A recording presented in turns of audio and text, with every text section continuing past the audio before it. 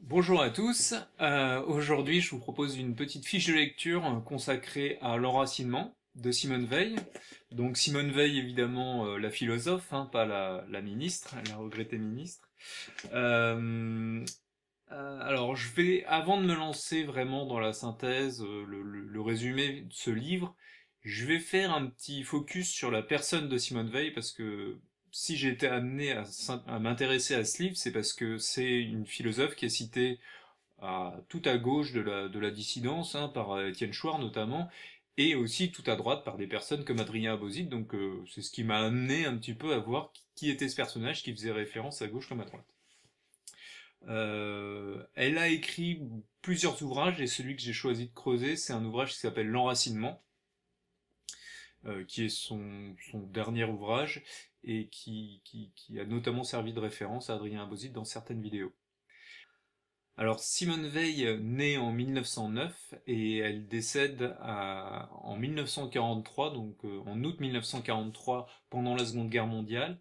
Elle est particulièrement intéressante parce qu'elle est issue d'une famille juive et pourtant elle va se convertir à la religion chrétienne. Donc généralement les personnes qui ont ce type de trajectoire ont des choses intéressantes à dire. Euh, alors sans adhérer à un parti politique, et bien qu'étant chrétienne, elle va être militante syndicale et elle va être proche de groupes anarchistes et communistes.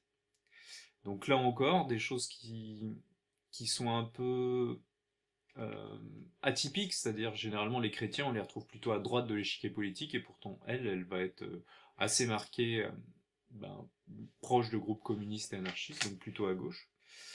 Euh, elle va avoir un très, ben, un cursus universitaire assez prestigieux, hein. Elle va être élève en Henri IV, elle va être l'élève d'Alain, le philosophe. Elle va entrer à l'école normale supérieure à 19 ans. Elle va passer son agrégation de philosophie, elle va devenir professeure à seulement 22 ans. Et à 25 ans, elle décide de renoncer à la vie d'enseignante pour la vie d'ouvrière. Donc volontairement, elle va essayer de travailler comme ouvrière parmi les classes les plus prolétaires. Si elle est motivée à faire ça, c'est pour avoir une conscience aiguë du malheur. Donc c'est une démarche ouais, volontairement de sacrifier pour avoir une conscience particulière de ce que peut être la souffrance humaine. Un autre trait atypique de Simone Veil, ça va être le fait qu'elle va être militante pour le pacifisme, et pourtant elle va prendre part à la guerre d'Espagne aux côtés des anarchistes. Donc voilà, bien que étant une soutien invétéré du pacifisme entre États, elle va quand même prendre part à une guerre, mais plutôt guerre civile pour une forme de souveraineté populaire euh, en Espagne. Simone Veil est une personnalité complexe, atypique, et qui va faire référence dans bien des milieux, et c'est ce qui m'a conduit à m'intéresser à ce livre. Ce livre en tant que tel, donc l'enracinement, c'est, comme j'ai dit, c'est son dernier ouvrage. C'est pas un livre qui est très difficile à lire. Euh, je vais le classer encore dans la catégorie entre le vert et le rouge.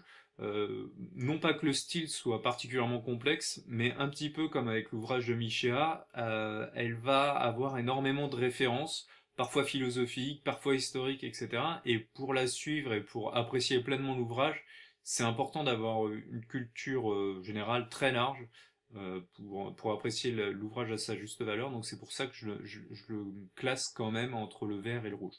Le titre c'est l'enracinement et c'est le sous-titre c'est Prélude à une déclaration des devoirs envers l'être humain.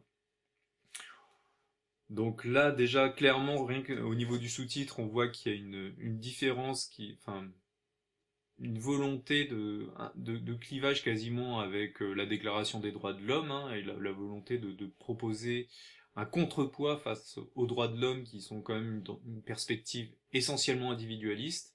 Euh, et, et donc c'est déjà intéressant rien qu'au niveau du sous-titre. Pour le reste de la fiche de lecture, je vais opter pour une présentation un peu en tableau, donc vous n'allez pas voir mon visage, mais vous allez simplement entendre ma voix. Ça va permettre pour ceux qui veulent suivre où est-ce que j'en suis dans le livre, d'avoir plus de visibilité à ce niveau-là. Et effectivement, j'ai moins d'intérêt, un peu comme Michel Drac, à me filmer réellement pour parler d'un livre. Ce qui est intéressant, fondamentalement, c'est l'audio. Voilà, c'est parti. Alors, l'enracinement se décompose en 3 parties. Une première partie intitulée Les besoins de l'âme, une seconde partie intitulée Le déracinement et une troisième partie intitulée L'enracinement. On va commencer tout simplement par la première partie, les besoins de l'âme, qui fait vraiment penser au sous-titre, hein, le prélude à une déclaration des devoirs envers l'être humain. En réalité, dans cette première partie, il y a une quinzaine de thématiques qui sont abordées, donc je vais les lister. Et il y a l'ordre, la liberté, l'obéissance, la responsabilité, l'égalité, la hiérarchie, l'honneur, le châtiment, la liberté d'expression, la sécurité, le risque, la propriété privée, la propriété collective et la vérité. C'est des thématiques qui sont bien développées et qui permettent d'avoir une idée plus précise de ce que pourrait être cette déclaration des devoirs envers l'être humain et des manières dont Simone Weil va aborder la question du déracinement et de l'enracinement dans les parties suivantes.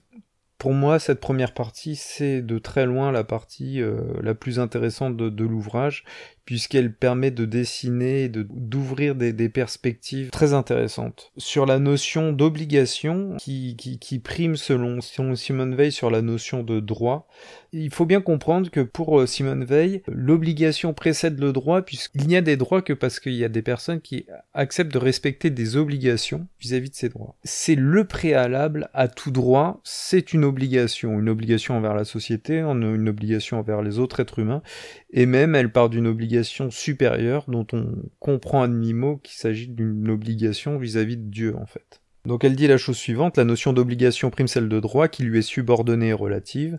Un droit n'est pas efficace par lui-même mais seulement par l'obligation à laquelle il correspond. L'accomplissement effectif d'un droit provient non pas de celui qui le possède, mais des autres hommes qui se reconnaissent obligés à quelque chose envers lui.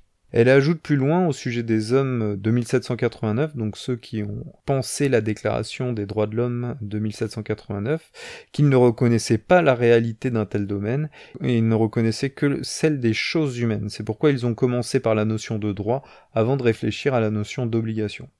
Mais en même temps, ils ont voulu poser des principes absolus. Et en fait, elle considère que ces principes absolus qui partent du droit sont en contradiction et a fait tomber les droits de l'homme dans une espèce de confusion puisqu'elle omet cette obligation qui est à l'origine des droits. Et un peu plus loin, Simone Weil évoque une obligation universelle. Et elle dit, cette obligation ne repose sur aucune situation de fait, ni sur des jurisprudences, ni sur les coutumes, ni sur la structure sociale, ni sur les rapports de force, ni sur l'héritage du passé, ni sur l'orientation supposée de l'histoire. Car aucune situation, de fait, ne peut susciter une obligation. Donc cette obligation qui reposerait sur aucune convention est d'après elle une obligation éternelle, inconditionnée, qui se vérifie dans l'accord vis-à-vis d'une conscience universelle. Donc on voit déjà la fibre chrétienne de Simone Weil qui déjà fait reposer cette obligation fondamentale dont découleraient tous les droits sur une idée de conscience universelle et implicitement sur l'idée de Dieu. Après que l'on admette l'idée de Dieu ou pas, finalement, on peut arriver à un accord avec Simone Weil sur l'idée que derrière chaque droit, il y a forcément des obligations et des devoirs que d'autres personnes se sont imposés à la base pour construire la société.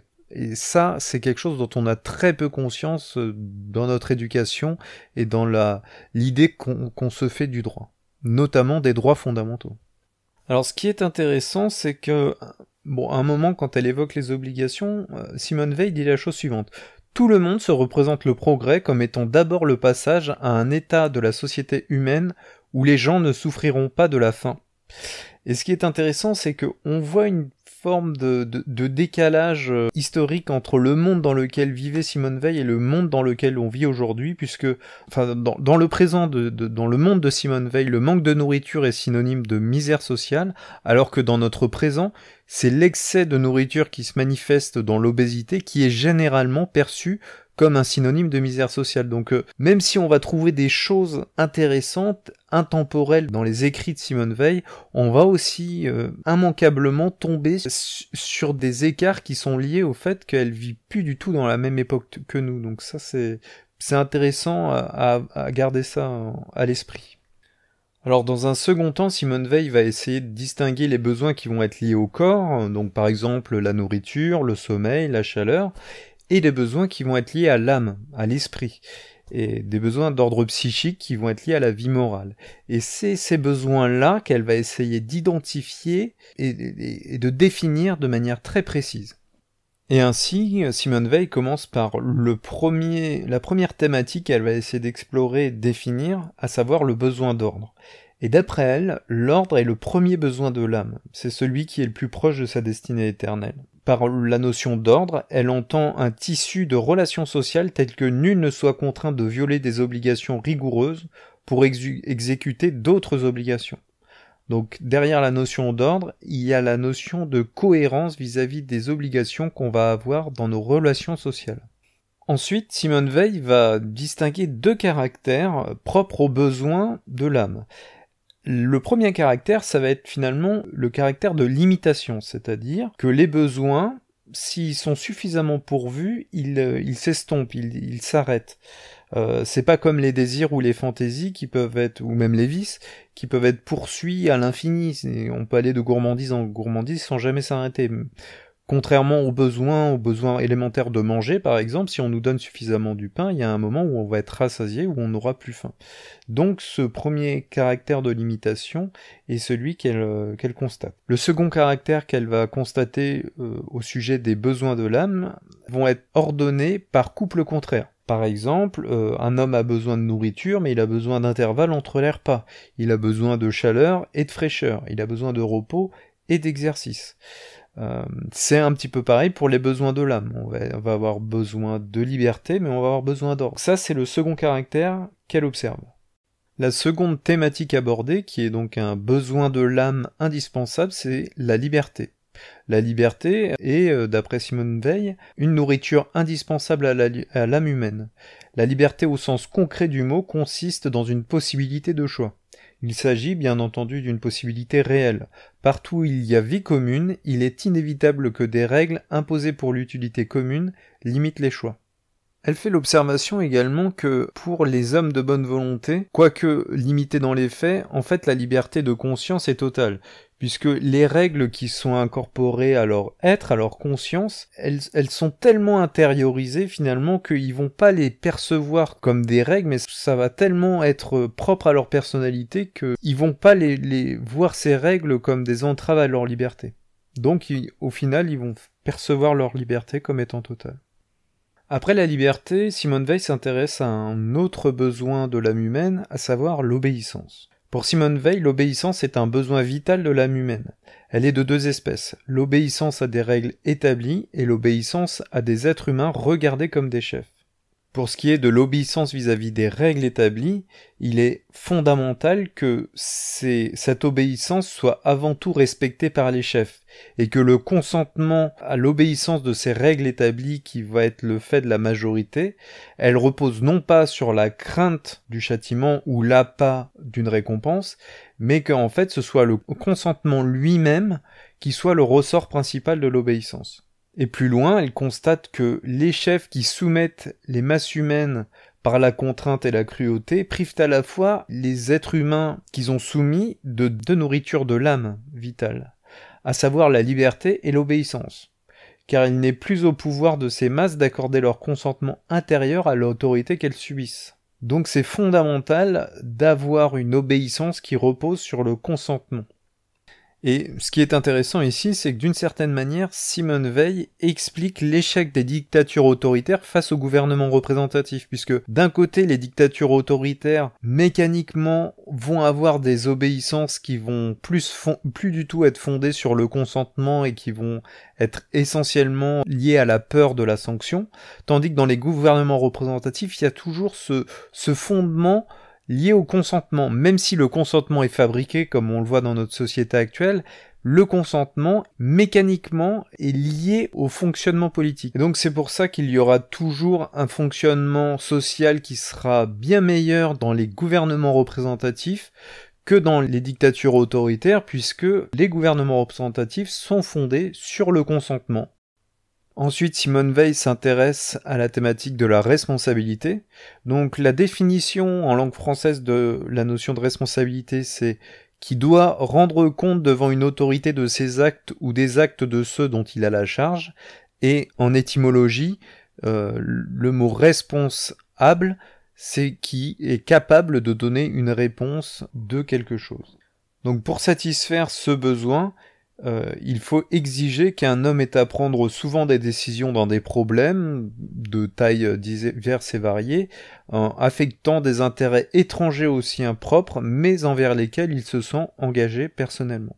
Et pour cela, il faut qu'on lui fasse connaître, qu'on lui demande d'y porter intérêt, et qu'on lui rende sensible la valeur, l'utilité, et s'il y a lieu la grandeur, et qu'on lui fasse clairement saisir la part qu'il prend dans ces problématiques. Ensuite, Simone Veil s'intéresse à l'égalité et elle donne sa définition de l'idéal d'égalité qui est le suivant.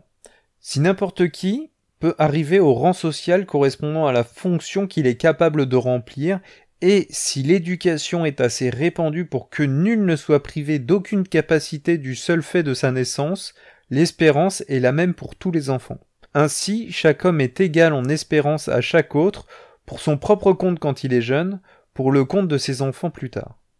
Alors, autour de ces considérations sur l'égalité, Simone Veil dit des petites choses assez intéressantes, notamment sur la notion de proportion. Elle définit la proportion comme la combinaison de l'égalité et de l'inégalité partout dans l'univers, et elle dit que c'est l'unique facteur d'équilibre. Et elle donne un exemple. Alors, appliquée à l'équilibre social, elle imposerait à chaque homme des charges correspondantes à sa puissance, ou au bien-être qu'il possède et des risques correspondants en cas d'incapacité ou de faute. Par exemple, il faudrait qu'un patron incapable ou coupable d'une faute envers tous ses ouvriers ait beaucoup plus à souffrir dans son âme et dans sa chair qu'un manœuvre incapable ou coupable d'une faute envers son patron. Cela implique, d'une part, une certaine organisation des risques, d'autre part, en droit pénal, une conception du châtiment où le rang social, comme circonstance aggravante, joue toujours dans une large mesure pour la détermination de la peine. À plus forte raison, l'exercice des hautes fonctions publiques doit comporter de graves risques personnels. Donc voilà, c'est des petites choses comme ça qu'introduit Simone Veil, où on a l'impression de voir le monde à l'envers, parce que dans le monde actuel, c'est plutôt les hautes sphères qui sont les moins inquiétées par rapport aux tous les délits, les crimes qu'elles peuvent commettre. Dans le monde de Simone Veil, en fait, c'est l'inverse. C'est plus on a de responsabilités, plus les sanctions qu'on encourt sont importantes. On peut percevoir également une forme de naïveté quand elle va jusqu'à déclarer que les différentes conditions humaines sont regardées comme étant non pas plus ou moins l'une que l'autre, mais simplement autres. Que la profession de mineur et celle de ministre soient simplement deux vocations différentes, comme celle de poète et de mathématicien, que les duretés matérielles attachées à la condition du mineur soient comptées à l'honneur de ceux qui les souffrent. Elle est bien gentille, Simone Veil. On aimerait tous que ce soit pas comme ça, enfin que ça se passe comme ça, mais le problème, c'est que c'est pas juste une question de vocation. Si on demandait à tout le monde s'il préférait être ouvrier ou ministre, tout le monde choisirait ministre, parce que c'est quand même un statut qui est beaucoup plus confortable, beaucoup plus rémunérateur, en tout cas en l'état actuel des choses. Il y a des points de naïveté chez Simone Veil qui sont considérables. Alors ensuite, elle traite de la hiérarchie. Alors la hiérarchie, c'est un petit paragraphe que je vais vous lire, et vous allez voir ce qu'elle pense de la hiérarchie. La hiérarchie est un besoin vital de l'âme humaine. Elle est considérée par une certaine vénération, un certain dévouement à l'égard des supérieurs, considérés non pas dans leur personne ni dans le pouvoir qu'ils exercent, mais comme des symboles. Ce dont ils sont les symboles, c'est ce domaine qui se trouve au-dessus de tout homme et dont l'expression en ce monde est considérée par les obligations de chaque homme envers ses semblables. Une véritable hiérarchie suppose que les supérieurs aient conscience de cette fonction de symbole et sachent qu'elle est l'unique objet légitime du dévouement de leurs subordonnés. La véritable hiérarchie a pour effet d'amener chacun à s'installer moralement dans la place qu'il occupe. Donc pour Simone Weil, la hiérarchie c'est d'abord un symbole. Et c'est non seulement quelque chose qu'on n'a plus vraiment à l'esprit aujourd'hui, pour nous la hiérarchie c'est des ordres, c'est quelque chose qu'on rejette parce qu'on est dans une perspective extrêmement libérale, libertaire. Mais essayer de réenvisager les choses de cette manière-là, c'est quand même très intéressant. Alors un autre besoin de l'âme qu'identifie Simone Weil, c'est l'honneur. Alors l'honneur, faut savoir que c'était une notion qui était très importante notamment dans les sociétés traditionnelles, les sociétés antiques. Simone Weil dit de l'honneur la chose suivante. L'honneur a rapport à un être humain considéré non pas simplement comme tel, mais dans son entourage social. C'est-à-dire que l'honneur c'est pas quelque chose qui est intrinsèque à une personne, et en tout cas c'est pas quelque chose qui est indépendant de sa personne, c'est toujours quelque chose qui s'inscrit dans une communauté. Ça, c'est la première chose qu'elle marque bien clairement. Alors, pour Simone Weil, l'honneur, c'est quelque chose qui est très lié à la notion de reconnaissance sociale. Par exemple, les héros deviennent des héros, donc des gens couverts d'honneur, au sommet d'une montagne d'honneur, en quelque sorte, parce que il y a énormément de reconnaissance. Et malheureusement, les perdants, même des perdants héroïques, ont toujours moins d'aura, moins de prestige, moins d'honneur que les héros qui sont victorieux. Par exemple, Vercingétorix sera toujours un héros malheureux, un héros qui a perdu la guerre contre Jules César, qui lui est bien plus haut dans les honneurs. Ça, c'est le premier aspect, donc un lien entre l'honneur et la reconnaissance sociale. De même, un médecin sera toujours plus prestigieux, un médecin couvert d'honneur sera toujours plus prestigieux qu'un ouvrier couvert d'honneur, parce que son niveau dans la hiérarchie sociale est plus élevé. Donc la reconnaissance sociale et l'honneur, ça a un lien très très fort.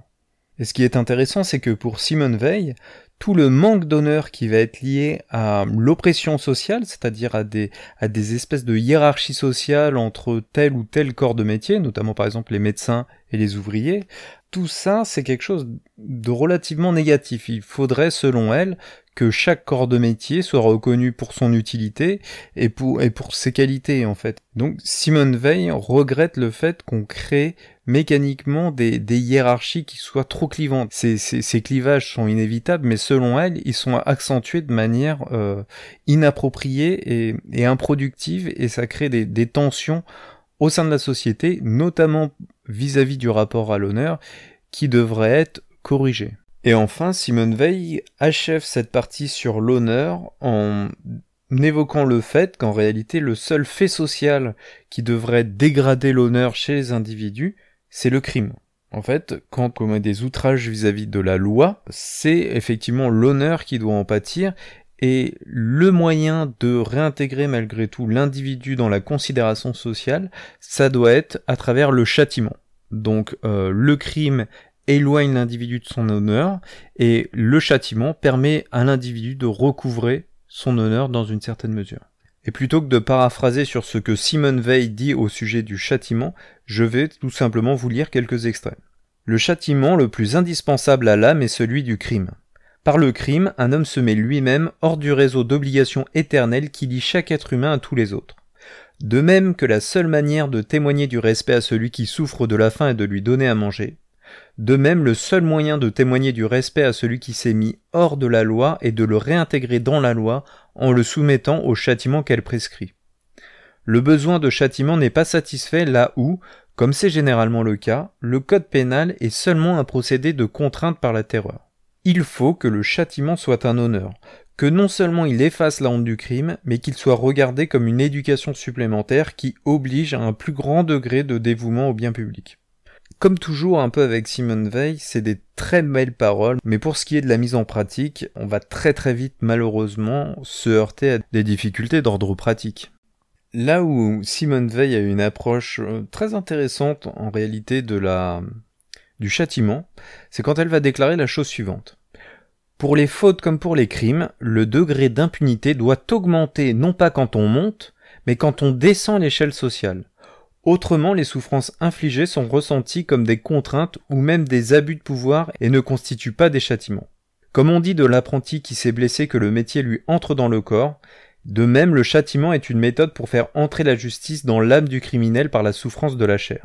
Autrement dit, pour Simone Weil, plus on est pauvre, plus on est bas dans l'échelle sociale, plus la loi doit faire preuve d'une relative indulgence, notamment en matière de châtiment, vis-à-vis des individus qui commettent les crimes. C'est l'inverse du monde dans lequel on vit aujourd'hui. Ça peut être sujet à débat, hein, c'est pas la question, mais en tout cas, c'est rafraîchissant de voir de quelqu'un qui a des avis qui sont le strict reflet inverse de la société dans laquelle on vit.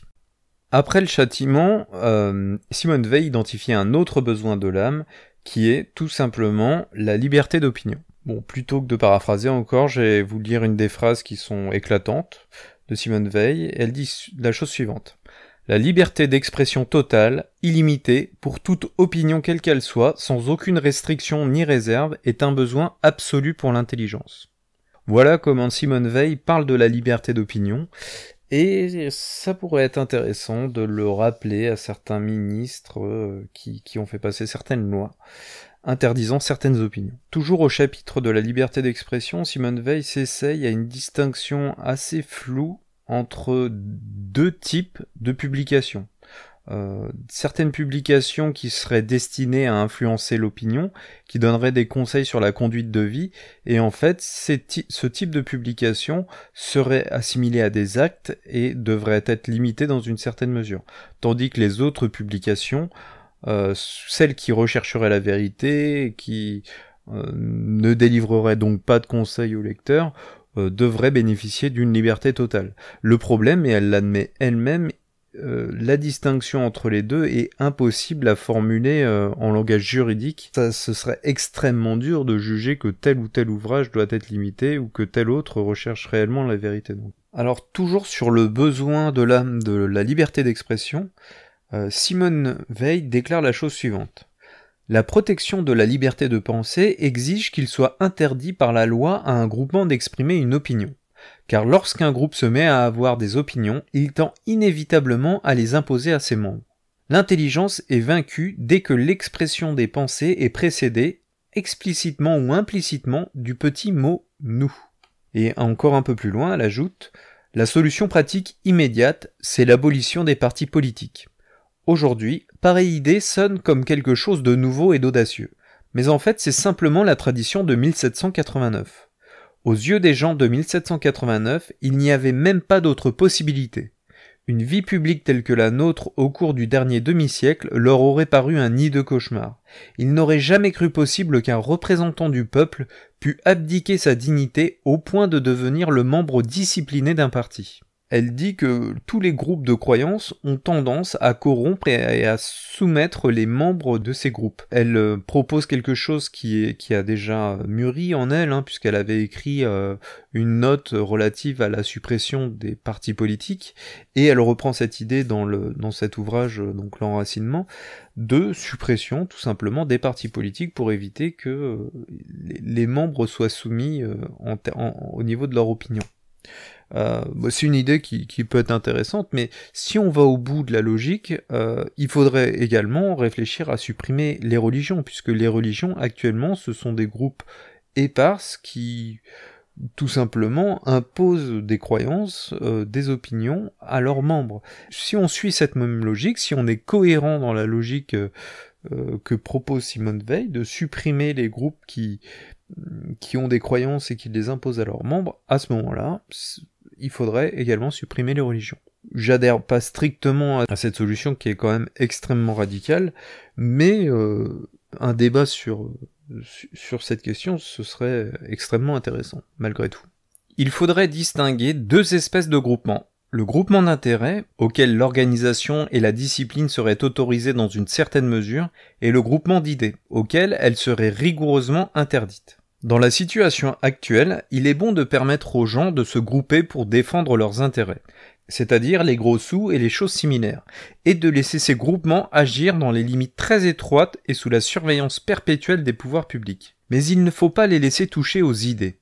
Les groupements où s'agit des pensées doivent être moins des groupements que des milieux plus ou moins fluides. D'après cette citation, on comprend très bien pourquoi Simone Weil n'a jamais adhéré à la religion catholique. Il s'agit d'un groupement d'idées qui ne devrait pas être organisé et discipliné.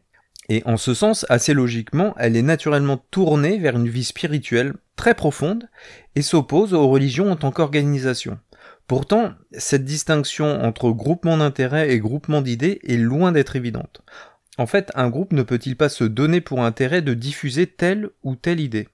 La diffusion de certaines idées ne constitue-t-elle pas un intérêt pour certaines classes sociales ou groupes d'individus ? En fait, ces questions qui sont fondamentales découlent naturellement de cette distinction entre groupement d'intérêts et groupement d'idées. Voilà, on arrive encore à des considérations, des conceptions des choses très simples de Simone Weil, mais qui ouvrent la porte à des questions qui sont très très difficiles à résoudre.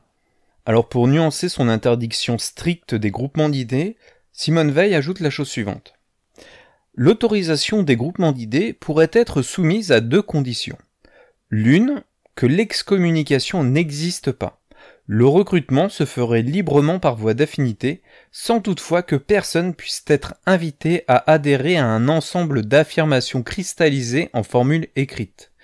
Mais un membre, une fois admis, ne pourrait être exclu que pour faute contre l'honneur ou délit de noyautage. Délit qui impliquerait d'ailleurs une organisation illégale et par suite exposerait à un châtiment plus grave. Il y aurait là véritablement une mesure de salut public. L'expérience a montré que les États totalitaires sont établis par les partis totalitaires, et que les partis totalitaires se forgent à coups d'exclusion pour délit d'opinion. L'autre condition pourrait être qu'il y ait réellement circulation d'idées et témoignages tangibles de cette circulation sous forme de brochures, revues ou bulletins dactylographiés dans lesquels soient étudiés des problèmes d'ordre général. Une trop grande uniformité d'opinion rendrait un groupement suspect. Et elle achève sa partie avec les propos suivants.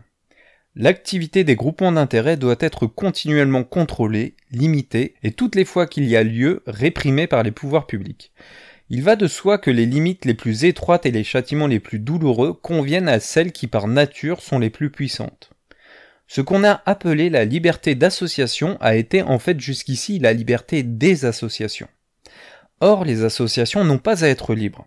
Elles sont des instruments, et elles doivent être asservies. La liberté ne convient qu'à l'être humain. Ensuite, Simone Weil identifie un autre besoin de l'âme, à savoir la sécurité. La sécurité est donc un besoin essentiel de l'âme selon elle. La sécurité signifie que l'âme n'est pas sous le poids de la peur ou de la terreur, excepté par l'effet d'un concours de circonstances accidentelles et pour des moments rares et courts. Alors, Simone Weil identifie un autre besoin de l'âme assez inattendu, à savoir le risque. Et elle dit la chose suivante. Le risque est un besoin essentiel de l'âme. L'absence de risque suscite une espèce d'ennui qui paralyse autrement que la peur, mais presque autant. D'ailleurs, il y a des situations qui, impliquant une angoisse diffuse et sans risque précis, communiquent les 2 maladies à la fois. Enfin, Simone Weil achève cette partie sur les besoins de l'âme avec 2 besoins fondamentaux, le besoin de propriété privée et le besoin de propriété collective. Alors, au sujet de la propriété privée, elle dit que la propriété est reconnue comme un besoin. Cela implique pour tous la possibilité de posséder autre chose que les objets de consommation courante. Les modalités de ce besoin varient beaucoup selon les circonstances, mais il est désirable que la plupart des gens soient propriétaires de leur logement et d'un peu de terre autour, et quand il n'y a pas impossibilité technique, de leurs instruments de travail.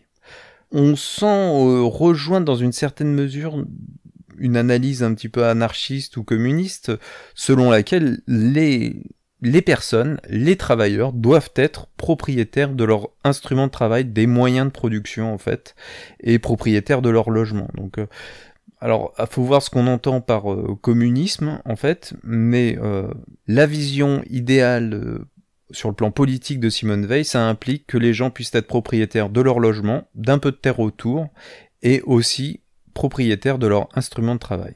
Au sujet de la propriété collective, Simone Weil dit la chose suivante. La participation au bien collectif, participation consistant non pas en jouissance matérielle mais en un sentiment de propriété, est un besoin non moins important. Il s'agit d'un état d'esprit plutôt que de dispositions juridiques. Et là, c'est vraiment très important, puisque c'est quelque chose, la propriété collective, qui va rejoindre l'idée de bien commun et de bien public.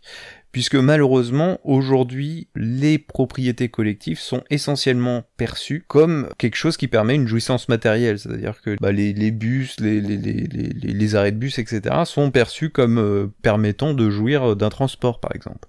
Et à aucun moment on se dit, non, ces biens-là, c'est les biens de tous, et c'est aussi un peu les miens, et je dois les respecter comme si c'était les miens. Cette perception, cette idée de propriété collective vis-à-vis duquel on doit un respect au moins égal à la propriété privée, sinon supérieur en réalité, apparaît à ce moment-là dans l'enracinement. C'est le dernier besoin de l'âme qui vient conclure totalement cette énumération, c'est le besoin de vérité.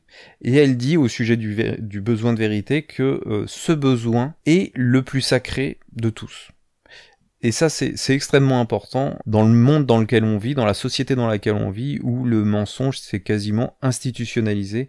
Reconsacrer ce besoin de vérité et en faire quelque chose de sacré, quasiment de supérieur à tous les autres besoins, ça me paraît également quelque chose de fondamental. Alors c'est ainsi que s'achève la première partie de l'ouvrage, consacrée aux besoins de l'âme. Très sincèrement, à mes yeux, c'est la partie la plus réussie, la plus travaillée de l'ouvrage. Les définitions sont très recherchées et bien développées, contrairement à certains paragraphes qui vont suivre dans le reste de l'ouvrage. À présent, je vais passer à la deuxième partie de cet ouvrage, qui traite du déracinement. En introduction de cette partie, Simone Weil essaye de définir l'enracinement. Alors je vais vous lire ce premier paragraphe qui permet de cerner les choses. L'enracinement est peut-être le besoin le plus important et le plus méconnu de l'âme humaine. C'est un des plus difficiles à définir. Un être humain a une racine par sa participation réelle, active et naturelle à l'existence d'une collectivité qui conserve vivants certains trésors du passé et certains pressentiments de l'avenir. Participation naturelle, c'est-à-dire amenée automatiquement par le lieu, la naissance, la profession, l'entourage. Chaque être humain a besoin d'avoir de multiples racines. Il a besoin de recevoir la presque totalité de sa vie morale, intellectuelle, spirituelle, par l'intermédiaire des milieux dont il fait naturellement partie. C'est ainsi que Simone Weil définit la notion d'enracinement. Si on prend un peu de recul, cette définition de l'enracinement comme étant les liens qu'un individu peut tisser avec d'autres individus, avec toutes les collectivités auxquelles il peut être amené à participer, on pourrait rapprocher ça de l'étymologie du mot religion. Si on définit le mot religion comme ce qui relie les gens, si c'est ça la définition du mot religion, en fait, c'est également l'enracinement. L'enracinement et la religion, au sens large, au sens de ce qui relie les gens, ce sont deux choses relativement identiques. Donc l'enracinement, c'est d'une certaine manière la religion, pas la religion au sens dogmatique et organisation, mais au sens de ce qui relie les gens. Et pour synthétiser, Simone Weil identifie 3 causes majeures pouvant nuire à l'enracinement, pouvant conduire donc au déracinement, à savoir les conquêtes militaires, le pouvoir de l'argent et la domination économique. Quand il y a conquête de militaires, c'est facile à comprendre, il y a des envahisseurs qui vont avoir tendance à couper les personnes, les autochtones de leurs racines pour pouvoir imposer leur propre culture, donc on comprend très bien dans quelle mesure il peut y avoir un déracinement à ce niveau-là.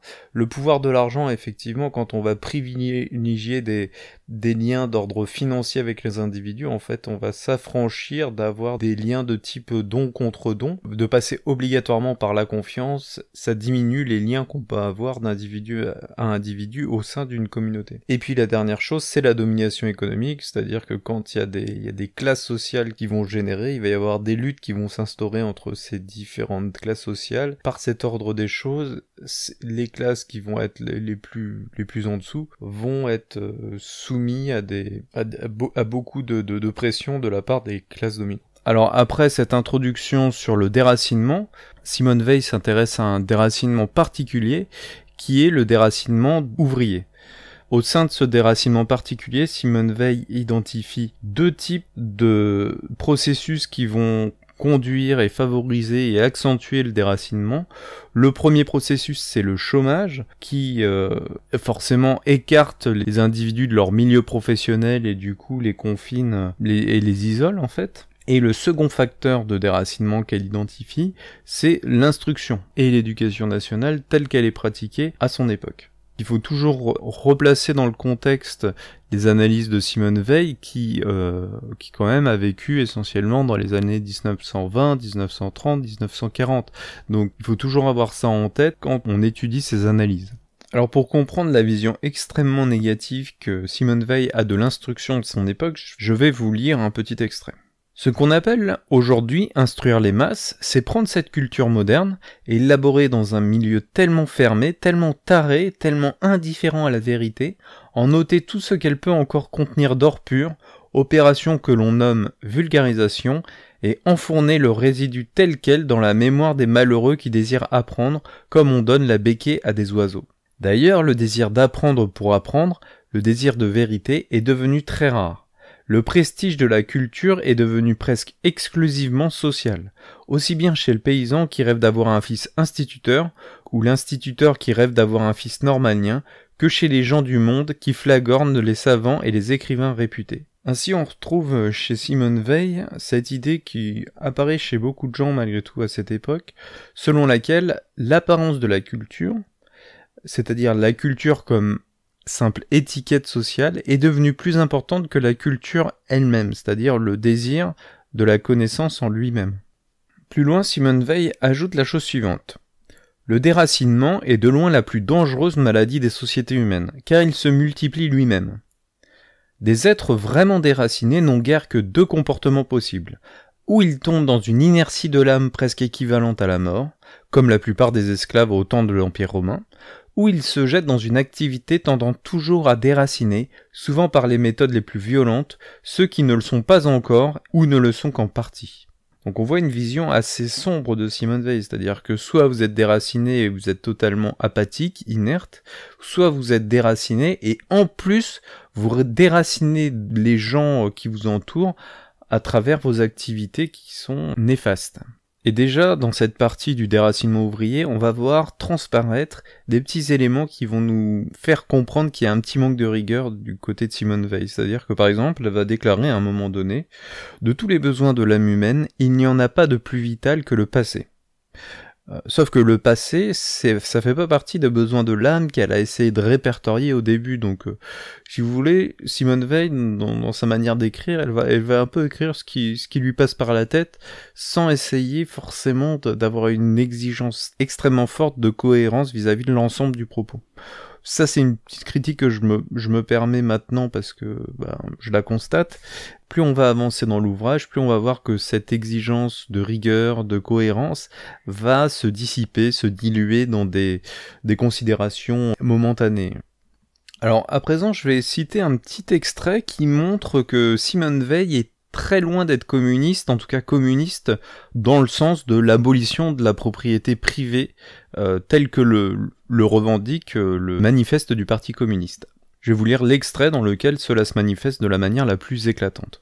On ne peut pas chercher dans les revendications des ouvriers le remède à leur malheur. Plongés dans le malheur corps et âme, y compris l'imagination, comment imagineraient-ils quelque chose qui n'en porte pas la marque ? S'ils font un violent effort pour s'en dégager, ils tombent dans des rêveries apocalyptiques ou cherchent une compensation dans un impérialisme ouvrier qui n'est pas plus à encourager que l'impérialisme national. Ce qu'on peut chercher dans leurs revendications, c'est le signe de leur souffrance. Or, les revendications expriment toute ou presque toute la souffrance du déracinement. S'ils veulent le contrôle de l'embauche et de la nationalisation, c'est qu'ils sont obsédés par la peur du déracinement total, à savoir le chômage. S'ils veulent abolir la propriété privée, c'est qu'ils en ont assez d'être admis sur le lieu de travail comme des immigrés qu'on laisse entrer par grâce. À travers ces lignes, on rencontre quelque chose que j'apprécie chez Simone Weil, à savoir une forme d'équilibre, c'est-à-dire que elle va jamais rentrer dans les excès qu'on va constater chez les ouvriers qui manifestent pour une abolition de la propriété privée, et pourtant elle va intégrer la souffrance pour se donner comme finalité le partage des moyens de production et des outils de travail. Et ça, c'est quelque chose extrêmement intéressant chez elle. Un peu plus loin, Simone Veil s'intéresse beaucoup au sort des ouvriers et elle a tendance un petit peu à s'apitoyer sur leur sort. Il faut bien le remettre dans le contexte dans lequel elle l'écrit, c'est-à-dire que la classe ouvrière est beaucoup plus importante et malheureusement ses conditions de travail sont beaucoup moins bonnes en réalité. Et au début j'avais considéré cette inquiétude avec beaucoup de dédain parce que c'est vrai qu'aujourd'hui on pourrait penser qu'on est beaucoup moins concerné par ces choses-là avec les développements des CHSCT, de la médecine du travail qui montrent l'inquiétude, même si c'est une inquiétude financière, mais en tout cas une inquiétude réelle des entreprises pour leurs salariés et les accidents de travail qui vont avec, qui peuvent être considérés comme des charges, mais également en termes de climat social, ça peut être extrêmement délétère. Actuellement, on aurait plutôt tendance à penser que la surcharge, c'est pas une surcharge physique qui va abîmer les corps, meurtrir les chairs, comme elle le dit dans son ouvrage, mais beaucoup plus une surcharge d'ordre psychologique. Par exemple, le burn-out, les cadences de production irréalistes, etc.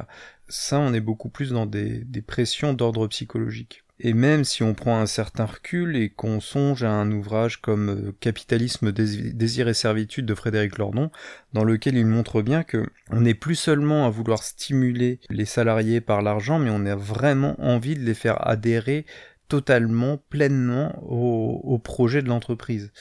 Et du coup, on voit bien à quel point la problématique s'est déplacée entre l'exploitation des ouvriers, et là on en est vraiment à une volonté de capter totalement l'esprit du travailleur, mais dans sa totalité, au point de vouloir s'approprier son désir en fait.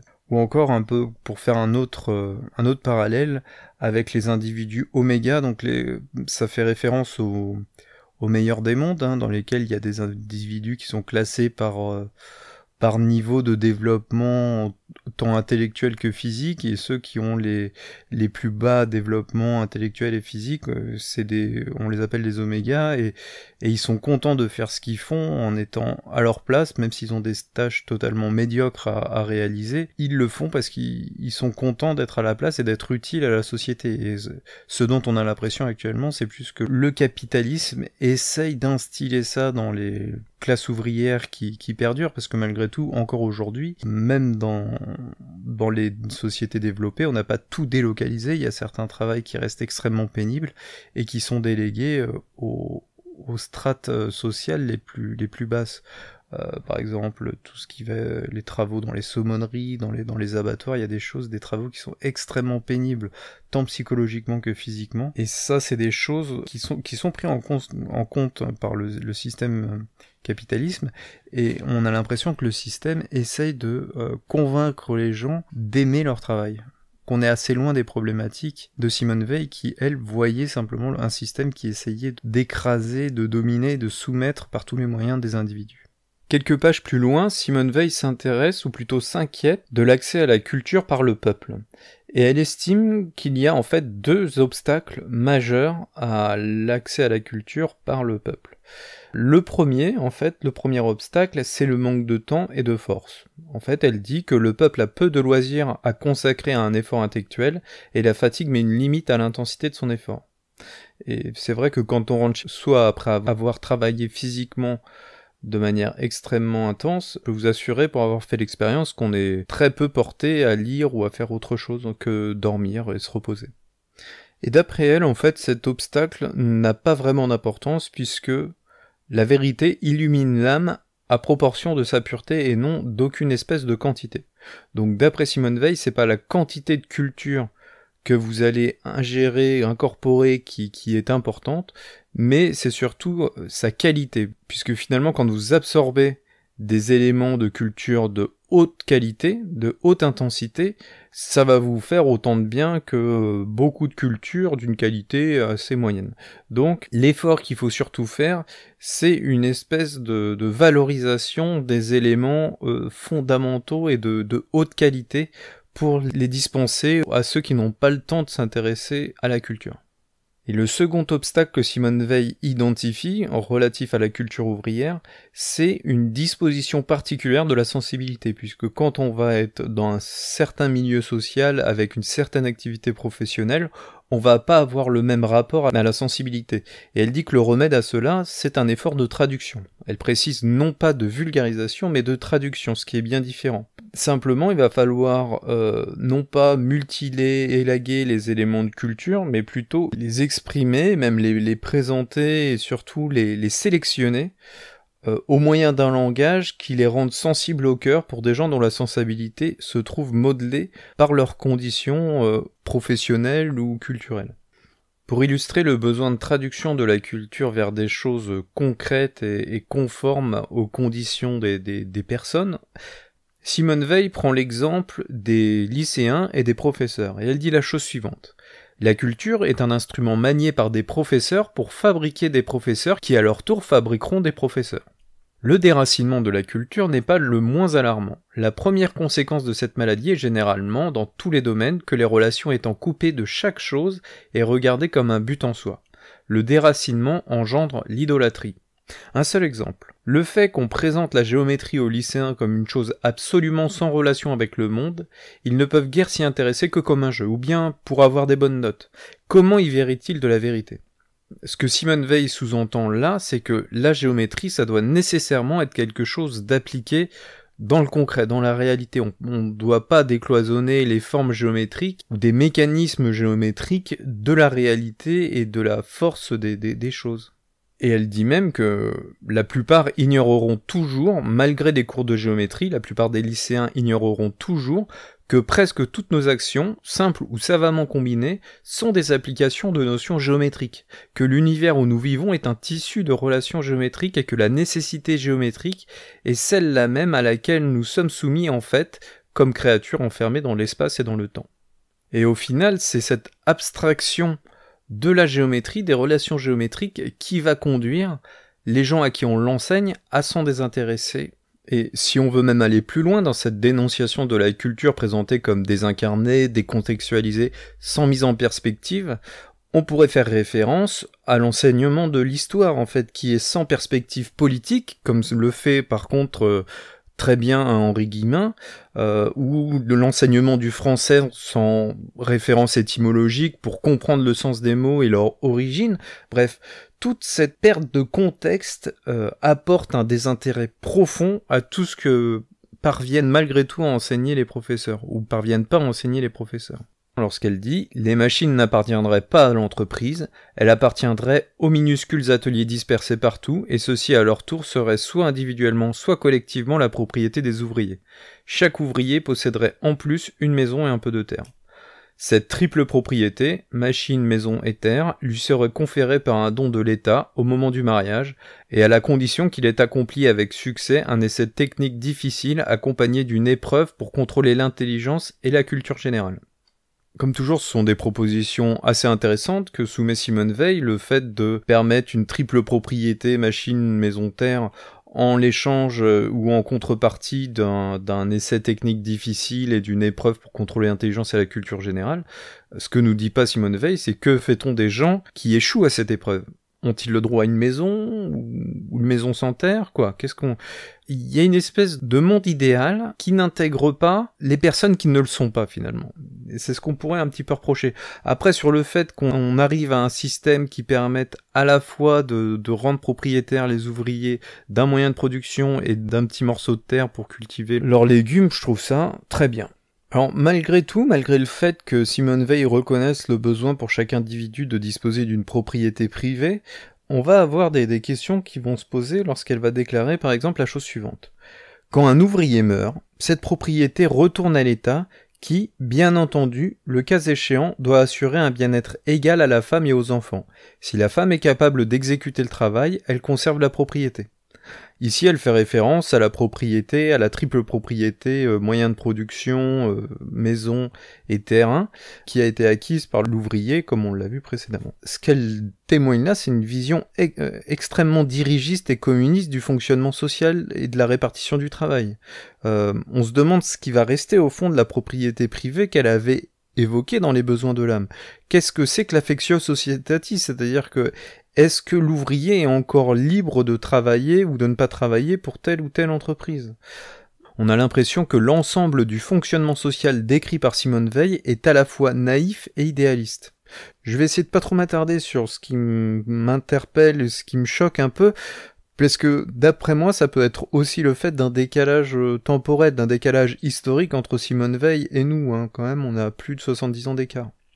À présent, on trouve une suggestion extrêmement intéressante, radicale et rafraîchissante en fait. Simone Veil dit la chose suivante. L'entreprise pourrait ainsi redevenir individuelle. Quant aux sociétés anonymes, il n'y aurait peut-être pas d'inconvénient, en ménageant un système de transition, à les abolir et à les déclarer interdites. Voilà, c'est simple, c'est clair. Simone Veil propose d'abolir les sociétés anonymes, éventuellement avec un système de transition. Je trouve que c'est bien, c'est sain d'imaginer une société où les propriétaires des entreprises, où les propriétaires des moyens de production initial, des apporteurs de capitaux, soient visibles, soient nominatifs, qu'ils ne puissent pas se cacher derrière leur titre de propriété avec des risques et des responsabilités qui soient limités. Dire que tout le monde, que les propriétaires sont connus, d'une part, et en plus que leur responsabilité n'est pas limitée comme dans la plupart des sociétés à responsabilité limitée, mais au contraire qu'elle est illimitée, qu'elle est totale vis-à-vis de la société et vis-à-vis de l'environnement, là ça redessinerait le paysage économique de fond en comble, vraiment. Et c'est une des pistes, une des propositions de Simone Veil qui est extrêmement intéressante. Après le déracinement ouvrier, Simone Veil s'intéresse au déracinement paysan. Tout ce qu'elle va en dire va avoir quand même un certain côté anachronique, c'est-à-dire que c'est plus en phase avec les questions actuelles des paysans ou des agriculteurs. Actuellement, par exemple, les agriculteurs ont un taux de suicide qui sont parmi les plus élevés de toutes les classes professionnelles. Ça apparaît pas évidemment dans les questionnements de Simone Veil, et à contrario, elle va évoquer des choses comme les complexes d'infériorité, etc., qui sont pas franchement visible actuellement parmi les agriculteurs. Il y a quand même eu des évolutions dans la société qui rendent certaines de ces analyses obsolètes. Pourtant, on trouve même dans cette partie des remarques, des observations qui sont d'un grand intérêt. Par exemple, Simone Veil dit la chose suivante. La caserne a été un terrible facteur de déracinement pour les jeunes paysans. C'est à ce point que l'instruction militaire a eu finalement un effet contraire à son but. Les jeunes gens avaient appris l'exercice, mais étaient moins préparés à se battre qu'avant de l'apprendre, car quiconque sortait de la caserne en sortait antimilitariste.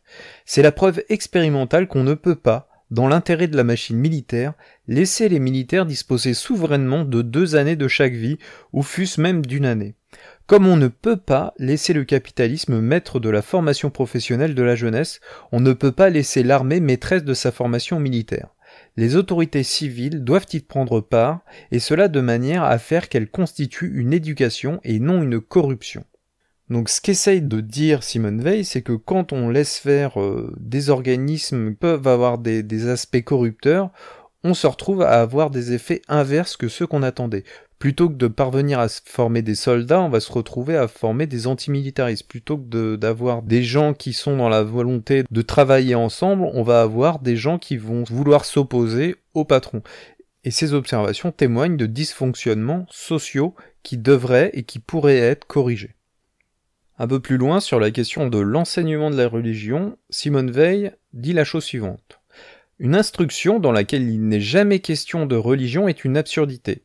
D'autre part, de même qu'en histoire on parle beaucoup de la France aux petits Français, il est naturel qu'étant en Europe, si l'on parle de religion, il s'agisse avant tout du christianisme. Et un peu plus loin, elle ajoute « S'il demande « Est-ce vrai ?», il faut répondre « Cela est si beau que cela contient certainement beaucoup de vérité. Quant à savoir si c'est ou non absolument vrai, tâchez de devenir capable de vous en rendre compte quand vous serez grand. Il serait rigoureusement interdit de rien inclure dans les commentaires qui impliquent la négation du dogme, rien non plus qui implique une affirmation. » Et encore un peu plus loin, « Une pensée religieuse est authentique quand elle est universelle par son orientation. Ce n'est pas le cas du judaïsme, qui est lié à la notion de race. » Voilà pour ce qui est écrit dans le livre de Simone Veil.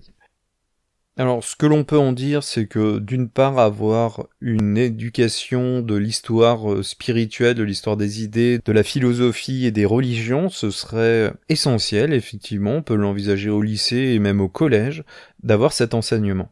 En revanche, sur l'idée de dire qu'il faudrait jamais commenter le dogme, que ce soit pour l'affirmer ou pour l'infirmer, Bon, ça, je suis un peu moins d'accord, si vous voulez, quand les Écritures disent une chose qui est manifestement fausse, on peut dire que cette chose est manifestement fausse, et quand elle dit quelque chose qui est vrai ou qui est sage, on peut dire que c'est vrai ou que c'est sage.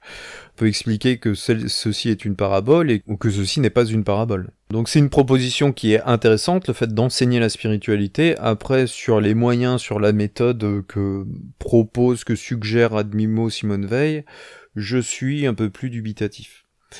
Et puis, malgré tout, c'est toujours intéressant de voir sous la plume d'une juive convertie au christianisme le fait que, je la cite à nouveau, une pensée religieuse est authentique quand elle est universelle, c'est-à-dire que le christianisme, ou l'islam d'ailleurs, serait authentique, tandis que le judaïsme ne serait pas authentique puisqu'il n'est pas universel, et surtout, la juive convertie au christianisme déclare que le judaïsme est lié à la notion de race, et donc qu'il n'est pas universel et non authentique. C'est Simone Weil, tout ça, une juive qui a vécu pendant la Seconde Guerre mondiale.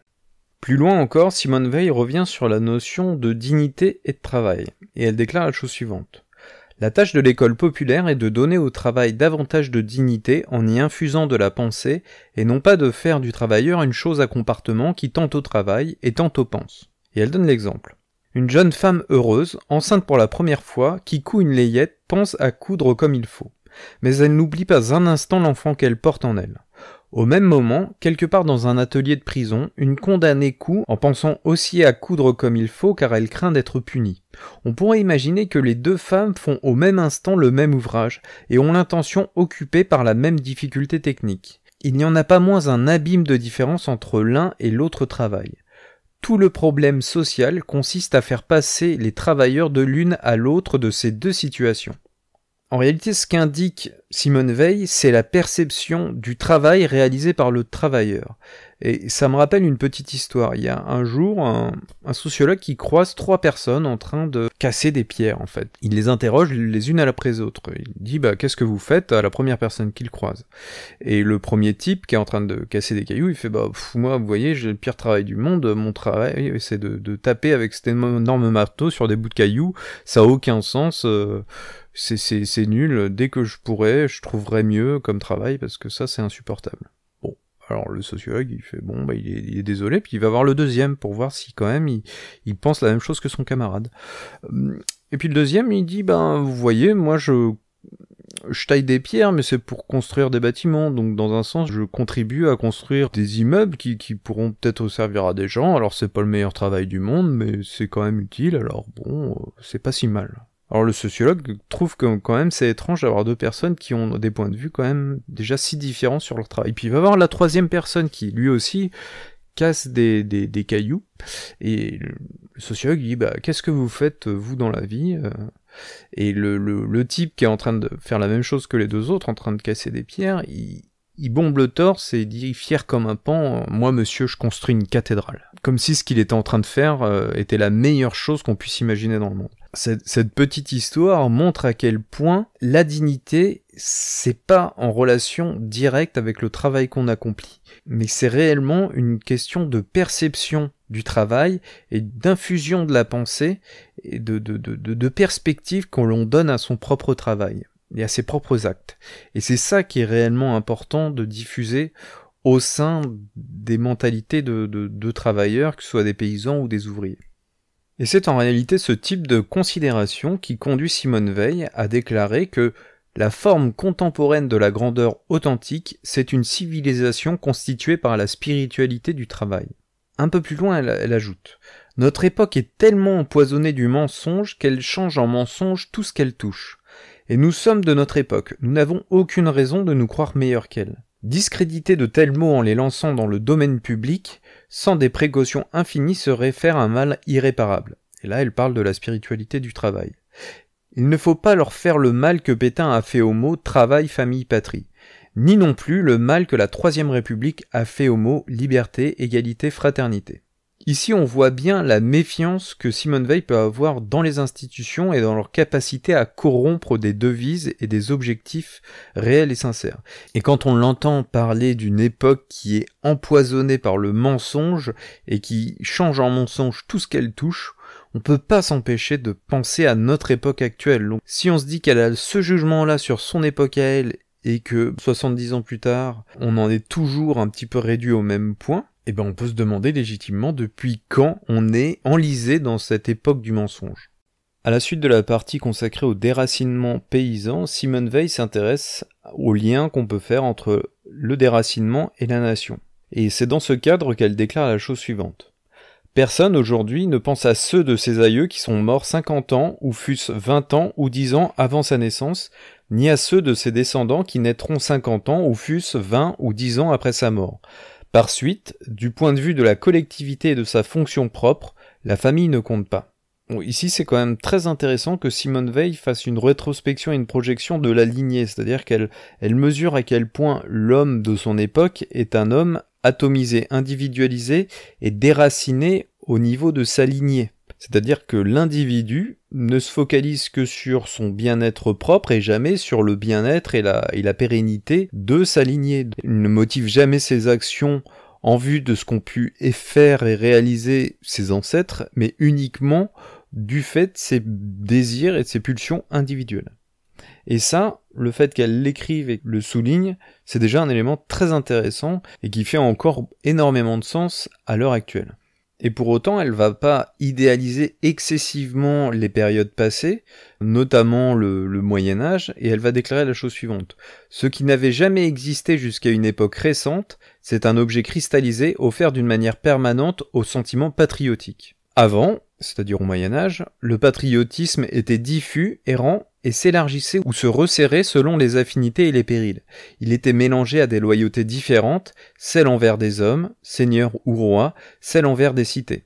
Le tout formait quelque chose de très confus, mais aussi de très humain.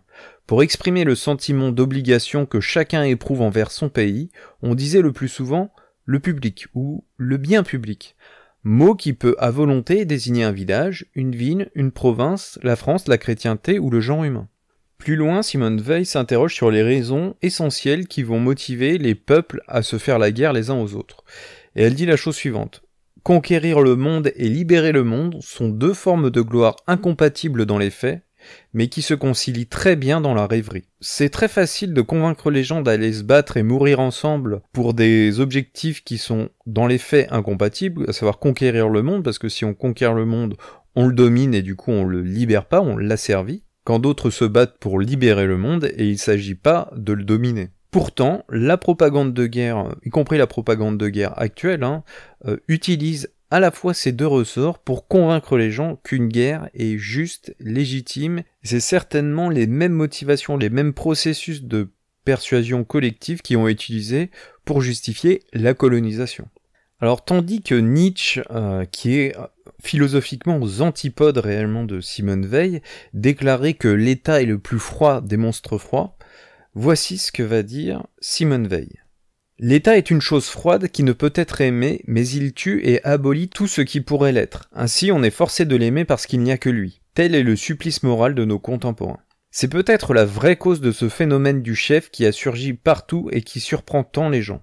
Actuellement, dans tous les pays, dans toutes les causes, il y a un homme vers qui vont les fidélités à titre personnel. La nécessité d'embrasser le froid métallique de l'État a rendu les gens par contraste affamés d'aimer quelque chose qui soit fait de chair et de sang. Ce phénomène n'est pas près de prendre fin, et, si désastreuses qu'en aient été jusqu'ici les conséquences, il peut nous réserver encore des surprises très pénibles. Car l'art, bien connu à Hollywood, de fabriquer des vedettes avec n'importe quel matériel humain permet à n'importe qui de s'offrir à l'adoration des masses. Alors là, c'est vraiment très intéressant. Elle met en parallèle le froid métallique de l'État qui a rendu les gens, par contraste, affamés d'aimer quelque chose qui soit fait de chair et de sang, et qu'elle le met donc en parallèle avec l'art bien connu à Hollywood de fabriquer des vedettes avec n'importe quel matériel humain, et qu'on constate qu'aujourd'hui, il y a des Emmanuel Macron qui sortent d'absolument nulle part, qui sont mis en lumière pendant à peine 6 mois, 1 an par l'ensemble de la classe médiatique et qui sont propulsés au sommet de l'État et qui sont encore aimés et adulés par de nombreuses personnes, on peut pas s'empêcher de voir à quel point il y a des éclairs de clairvoyance chez Simone Veil. Sauf erreur, la notion d'État comme objet de fidélité est apparue, pour la première fois en France et en Europe avec Richelieu. Lui, le premier, adopta le principe que quiconque exerce une fonction publique doit sa fidélité tout entière dans l'exercice de cette fonction, non pas au public, non pas au roi, mais à l'État et à rien d'autre. En effet, comme je viens de le lire, Simone Veil a beaucoup de griefs contre Richelieu, elle fait même remonter la naissance des États totalitaires à le pouvoir exercé par ce cardinal. Voici ce qu'elle déclare un peu plus loin. Le langage servile de Corneille montre que Richelieu voulait asservir les esprits eux-mêmes, non pas à sa personne, car dans son abnégation de soi-même il était probablement sincère, mais à l'État représenté par lui. Sa conception de l'État était déjà totalitaire. Il l'a appliquée autant qu'il pouvait en soumettant le pays, dans toute la mesure où le permettaient les moyens de son temps, à un régime policier. Il a ainsi détruit une grande partie de la vie morale du pays. Si la France est soumise à cet étouffement, c'est que les nobles l'avaient tellement désolée de guerres civiles absurdes et atrocement cruelles qu'elle avait accepté d'acheter la paix civile à ce prix. Ce qu'il ne pouvait pas encore percevoir à son époque, c'est qu'il y a deux étapes dans la déchéance de la monarchie française. La monarchie après Charles V a dégénéré en despotisme personnel. Mais à partir de Richelieu, elle a été remplacée par une machine d'État à tendance totalitaire, qui, comme le dit Marx, non seulement a subsisté à travers tous les changements, mais a été perfectionnée et accrue par chaque changement de régime. Plus loin, Simone Veil écrit « Richelieu, dont certaines observations sont si prodigieusement lucides, dit avoir reconnu par expérience que, toutes choses égales par ailleurs, les rebelles sont toujours moitié moins forts que les défenseurs du pouvoir officiel. Même si l'on pense soutenir une bonne cause, le sentiment d'être en rébellion affaiblit. Sans un mécanisme psychologique de ce genre, il ne pourrait y avoir aucune stabilité dans les sociétés humaines. » Cette affirmation de Simone Veil, c'est quelque chose de très important à prendre en compte, particulièrement dans une optique dissidente. Il y a une force intégratrice du conformisme, et dans certains cas, beaucoup de gens vont préférer être conformes que d'être vrais ou d'être dans la lutte. Et c'est quelque chose vraiment qu'on doit avoir en tête, même si on est faible parce qu'on est peu nombreux, on est aussi plus faible psychologiquement parce qu'on est marginaux par rapport à nos opinions.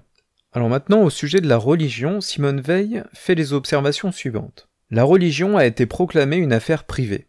Étant devenue une chose privée, elle perd le caractère obligatoire réservé aux choses publiques et par suite n'a plus de titre incontesté à la fidélité. Combien de fois, par exemple, n'entend pas répéter ce lieu commun ?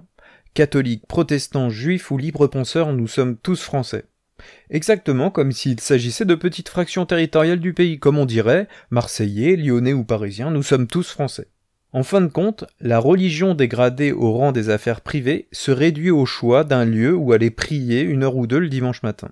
La religion, c'est-à-dire la relation de l'homme avec Dieu, n'est pas regardée aujourd'hui comme une chose beaucoup trop sacrée pour l'intervention d'aucune autorité extérieure, mais est mise au nombre des choses que l'État laisse à la fantaisie de chacun comme étant de peu d'importance au regard des affaires publiques. Du moins il en a été ainsi dans un passé récent. C'est la signification actuelle du mot de tolérance. Alors là, on a quand même une charge très intéressante de Simone Veil sur la manière dont est considérée la religion par la République. C'est encore vrai pour la Ve République. Hein. Ce qu'elle dit là, c'est tout à fait vrai, et c'est d'autant plus vrai vu le culte qui est fait à la tolérance actuellement. C'est quasiment étouffant, et pourtant cette vision critique de la tolérance et de la considération de la religion, Simone Veil l'avait déjà en 1943. Ce qu'il faut bien comprendre, c'est que, d'après moi, Simone Veil n'est pas en train de dire que telle ou telle religion, par exemple la religion catholique, doit devenir obligatoire et sous la tutelle de l'Église. C'est pas ça qu'elle dit.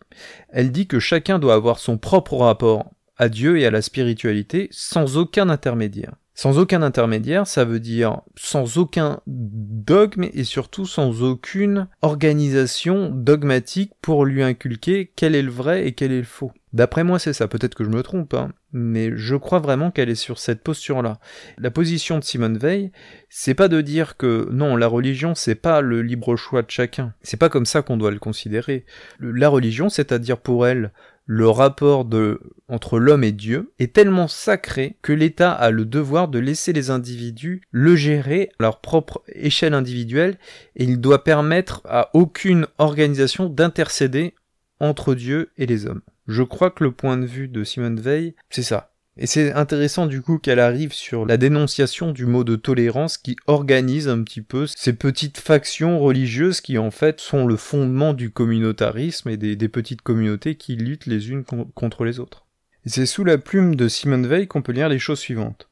Quand on parle de la souveraineté de la nation, aujourd'hui, cela veut dire uniquement souveraineté de l'État. Or, non seulement l'État en question n'est pas le peuple souverain, mais il est identiquement ce même État inhumain, brutal, bureaucratique, policier, légué par Richelieu à Louis XIV, par Louis XIV à la Convention, par la Convention à l'Empire, par l'Empire à la Troisième République. Qui plus est, il est instinctivement connu et haï comme tel.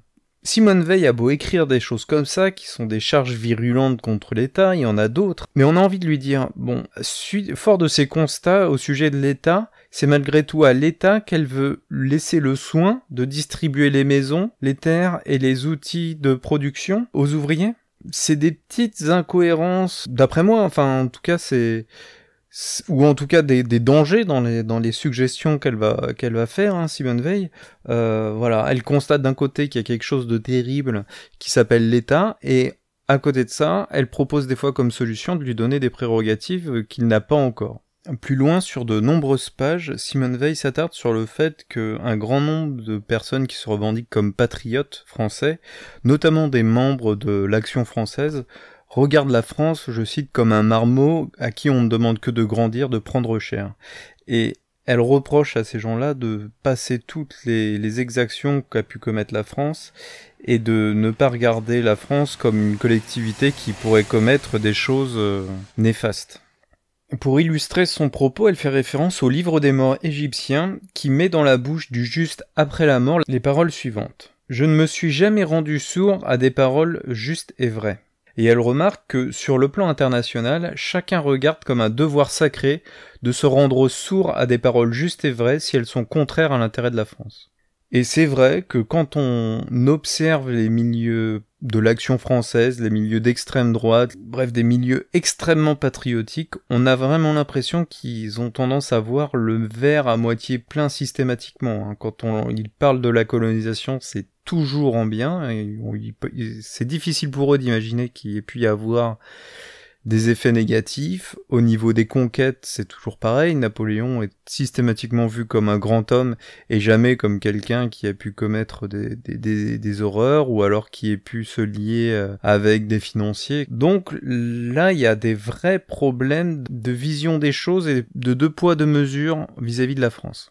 Et à l'égard du patriotisme, Simone Veil fait preuve d'un relativisme incroyable.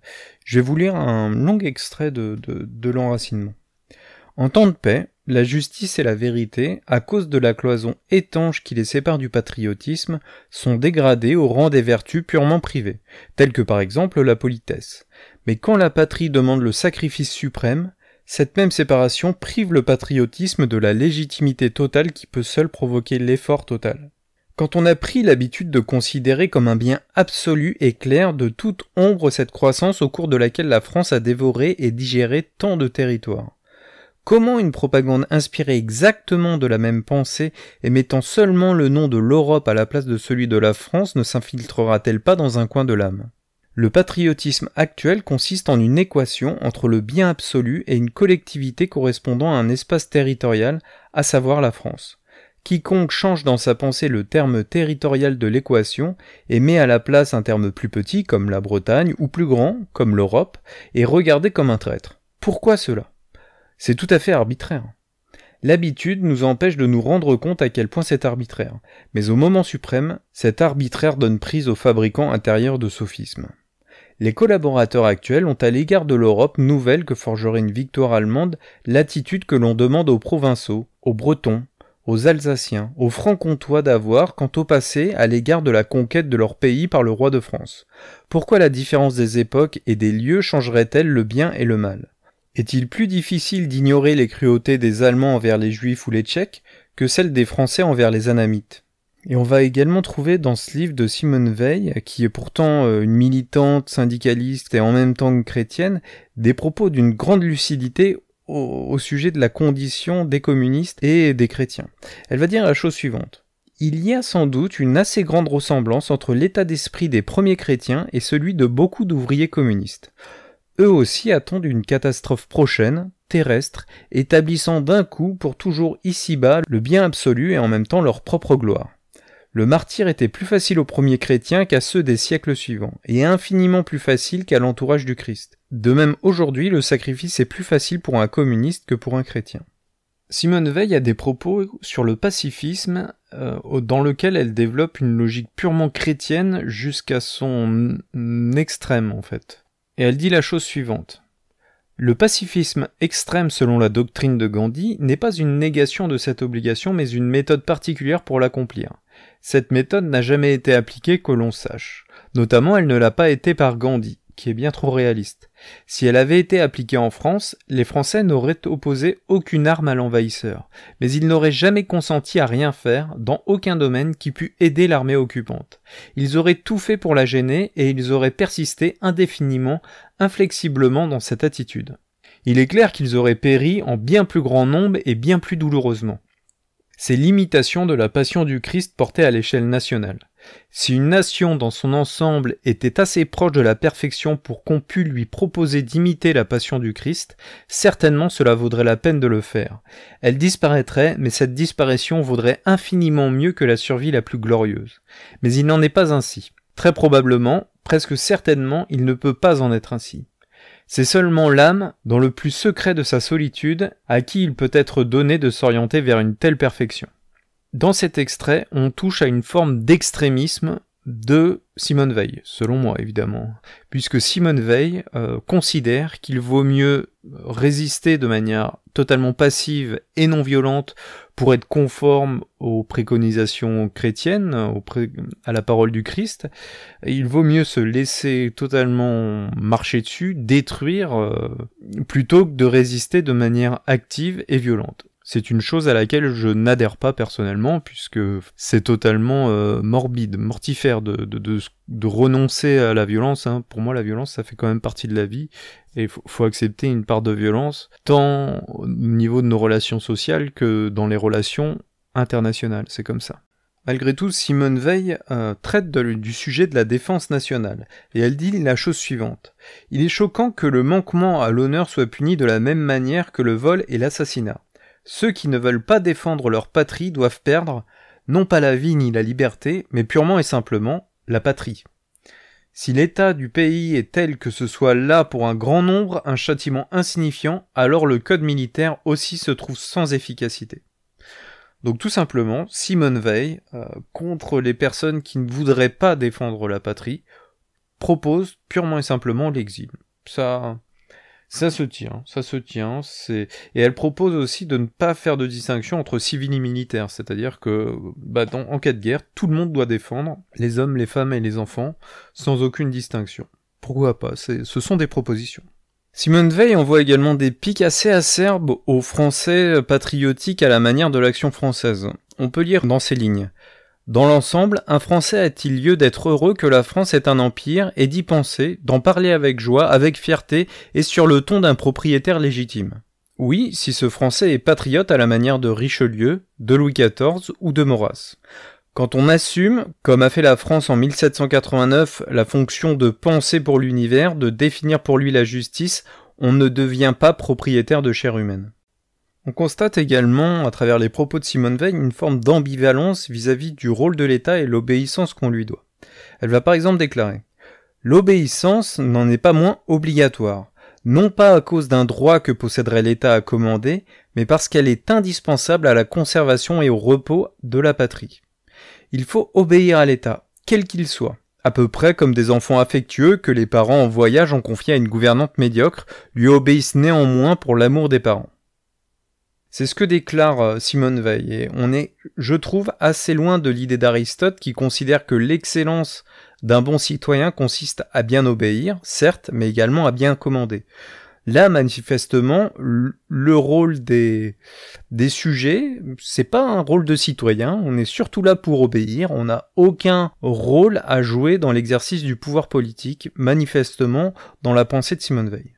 On découvre également chez Simone Veil des distinctions qui sont pour le moins obscures. Je lis un extrait.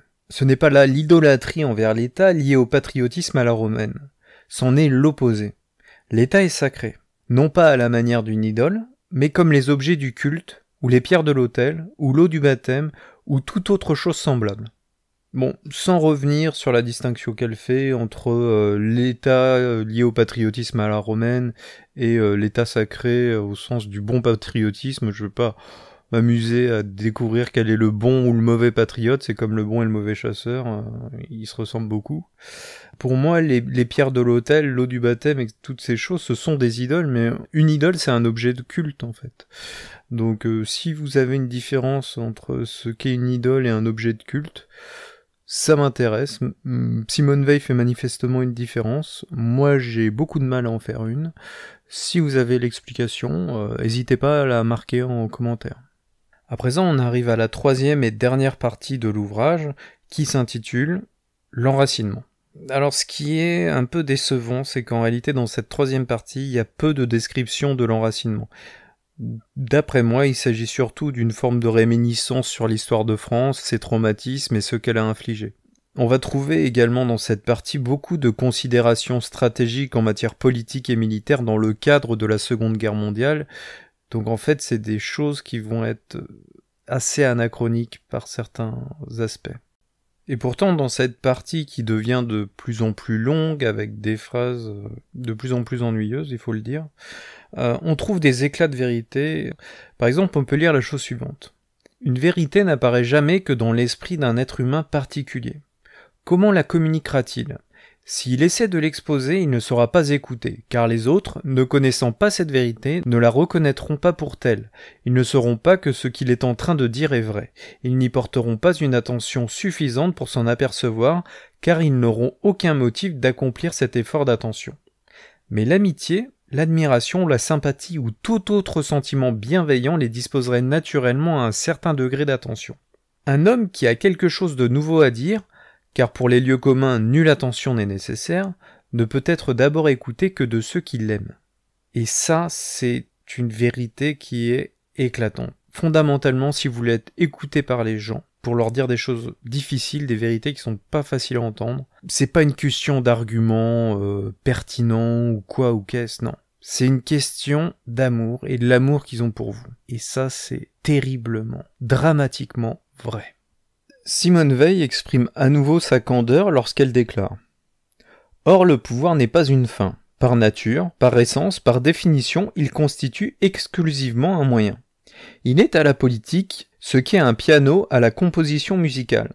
Un compositeur qui a besoin d'un piano pour l'invention des mélodies se trouvera embarrassé s'il est dans un village où il n'y en ait pas. Mais si on le lui en procure un, il s'agit alors qu'il compose. » À titre personnel, j'ai tendance à penser que cette comparaison entre le pouvoir et un piano n'est pas tout à fait pertinente. Peut-être que sur le point de vue de l'idéal, ça peut être intéressant, mais sur le plan pratique, on sait par exemple que le pouvoir corrompt celui qui en fait usage. De mon côté, je suis pas sûr que le piano corrompt le pianiste. On peut se demander, est-ce que le piano incite-t-il le pianiste à jouer plus que la partition ? Comme le pouvoir le fait avec les hommes qui l'exercent. Selon moi, le pouvoir ne peut pas et ne doit pas être considéré comme un simple outil. Là encore, ça montre une certaine naïveté d'après moi. Le pouvoir, c'est quelque chose de dangereux, c'est quelque chose qui est une fin en soi pour certaines personnes. Bien sûr, on aimerait bien que ce soit une fin en soi pour personne. Mais malheureusement, dans la société, il y aura toujours une fraction dans la nature humaine qui fera que certaines personnes en viennent à penser que le pouvoir est une fin en soi. C'est comme ça, on doit accepter, on doit faire avec ces gens-là. On ne doit pas exclure cette dimension de la réalité sous prétexte qu'ils ne conviennent pas à notre idéal. Non, malheureusement, on doit les inclure et essayer d'imaginer un système qui fonctionne en intégrant ces gens obsédés par le pouvoir. C'est comme ça. Et donc ces considérations conduisent Simone Veil à estimer que ce qui nous sépare d'une forme de civilisation susceptible de valoir quelque chose, c'est 4 éléments: notre conception fausse de la grandeur, la dégradation du sentiment de la justice, notre idolâtrie de l'argent et l'absence en nous d'inspiration religieuse. C'est à cette conclusion-là que Simone Weil arrive. Donc après plusieurs pages d'apitoiement et de pleurnicherie sur l'histoire des vainqueurs et des vaincus, Simone Weil en arrive à la conclusion que l'histoire n'est pas autre chose qu'une compilation de dépositions faites par les assassins relativement à leurs victimes et à eux-mêmes. Alors, à présent, on arrive à cette petite perle lâchée par Simone Weil pas loin de la fin, et elle dit la chose suivante. La charge assumée aujourd'hui par les savants et par tous ceux qui écrivent autour de la science est d'un poids tel qu'eux aussi, comme les historiens et même davantage, sont peut-être plus coupables des crimes d'Hitler qu'Hitler lui-même. Attention, les scientifiques sont plus coupables des crimes d'Hitler que Hitler lui-même. C'est très fort. Alors attention, elle continue. Ce qui apparaît dans un passage de Mein Kampf. L'homme ne doit jamais tomber dans l'erreur de croire qu'il est le seigneur et maître de la nature. Il sentira dès lors que dans un monde où les planètes et les soleils suivent des trajectoires circulaires, où des lunes tournent autour des planètes, où la force règne partout et seule en maîtresse de la faiblesse, qu'elle contraint à la servir docilement ou qu'elle brise, l'homme ne peut pas relever de loi spéciale. Et elle s'appuie là-dessus pour condamner tous les scientifiques pour les crimes d'Hitler. Donc là, quand même, on arrive à des sommets. Après, je sais pas si Simone Weil, à l'époque où elle écrit ça en 1943, elle aurait pu imaginer qu'on ait diabolisé à ce point-là les crimes d'Hitler. Lire ça dans ses lignes, c'est assez effarant. À la fin de son livre, Simone Weil prend beaucoup de temps pour faire des charges contre la science. Elle va en venir à déclarer, par exemple, « La science n'est pas un fruit de l'esprit de vérité et cela est évident dès qu'on fait attention. Car l'effort de la recherche scientifique, telle qu'elle a été promise depuis le XVIe siècle jusqu'à nos jours, ne peut pas avoir pour mobile l'amour de la vérité. » Elle se lance dans des démonstrations que je trouve assez spécieuses. Ce que je ressens quand je lis ces lignes, c'est que Simone Weil, la chrétienne, a besoin de prendre une revanche sur la science qui, au fond, a conduit à la sécularisation de la religion chrétienne. Simone Weil, occupée à faire son procès à la science et aux scientifiques, déclarera des choses suivantes. La technique est pour une si grande part dans le prestige de la science qu'on inclinerait à supposer que la pensée des applications est un stimulant puissant pour les savants. En fait, ce qui est stimulant, ce n'est pas la pensée des applications, c'est le prestige même que les applications donnent à la science. Comme les hommes politiques sont enivrés de faire l'histoire, les savants sont enivrés de se sentir dans une grande chose. Grande au sens de la fausse grandeur. Une grandeur indépendante de toute considération du bien. Sans la technique, personne aujourd'hui dans le public ne s'intéresserait à la science. Et si le public ne s'intéressait pas à la science, ceux qui suivent une carrière scientifique en auraient choisi une autre.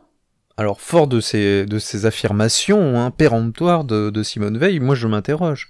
Par exemple, savoir que la Terre est ronde et tourne autour du Soleil. Ça intéresserait pas le public, ça? Pourtant, c'est simplement de la science, ça a rien à voir avec des mises en application techniques. Est-ce que ça relève pas de l'amour de la vérité? Non? J'ai l'impression que Simone s'enlise assez tristement dans un procès à charge contre la démarche scientifique. Ses raisonnements manquent d'ailleurs de rigueur, et par ailleurs, ce procès à charge a pas vraiment sa place dans un ouvrage qui est censé traiter de l'enracinement. Donc là, on arrive à la fin de l'ouvrage, et autant il y avait une vraie qualité, une vraie précision au début, autant à la fin, c'est du grand n'importe quoi, du hors-sujet, sans aucune rigueur argumentative. Je vais achever ici cette revue de l'enracinement de Simone Weil. Donc comme vous avez pu le constater au détour de mes commentaires, selon moi ce livre contient à la fois des choses d'un grand intérêt, d'une grande pertinence, des éclats de vérité en somme, mais il contient aussi malheureusement des éléments d'une certaine candeur, voire même d'une extrême naïveté confinant parfois à la bêtise, il faut bien le dire. Mais au final, c'est probablement ce qui fait le charme et le mystère de cet ouvrage, c'est que vont se côtoyer des choses d'une grande pertinence et d'une grande intelligence et des choses d'une grande bêtise. Voilà, je vous souhaite une très bonne journée et une bonne continuation. À bientôt.